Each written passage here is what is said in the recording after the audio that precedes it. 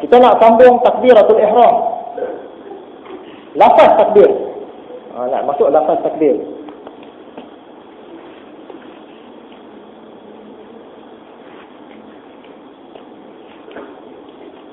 Lafaz takbir saya ambil daripada kitab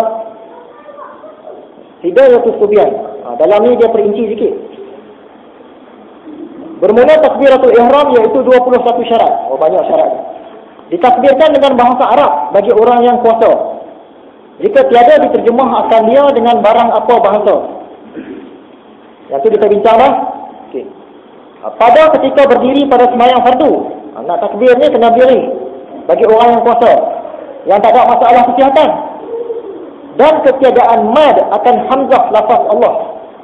Ketiadaan mad akan hamzah lafaz Allah. Sebutan yang sebenarnya Allahu Akbar. Dia tak boleh disebut Allahu Akbar. Tu panjang.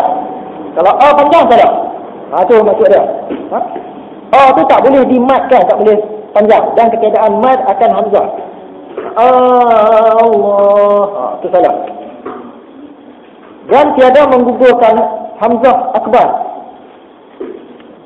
Allahu Akbar. Hamzah tu tak ada. Allahu Akbar. Salah juga. Dan ketiadaan mad akan ba akbar.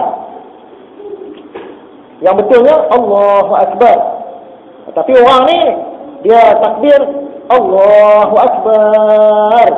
Bar panjang. Salah juga.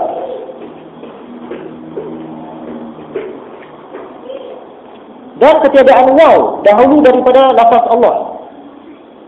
Wallahu Akbar. Waw, wallah di depan. Salah. Kena Allahu Akbar.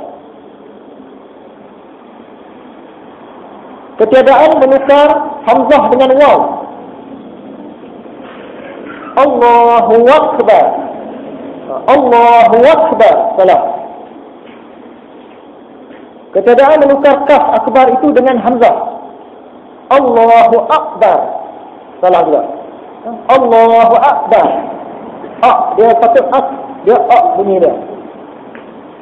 Dan ketiadaan memanjang akan alif yang antara lam dan ha itu lebih daripada 14 harakat. Kita biasa sebut Allahu Akbar. Panjang sikit tak apa. Allahu Akbar boleh. Jangan sampai 14 kali detik. Allahu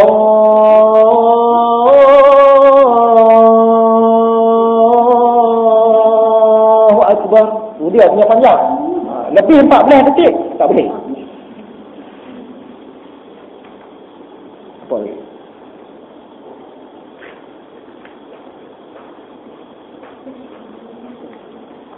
Masuk waktu, okey, ditakhir akan dia kemudian daripada takbiratul ihram imamnya.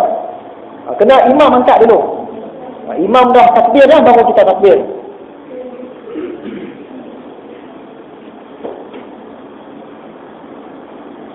Okey, rekod.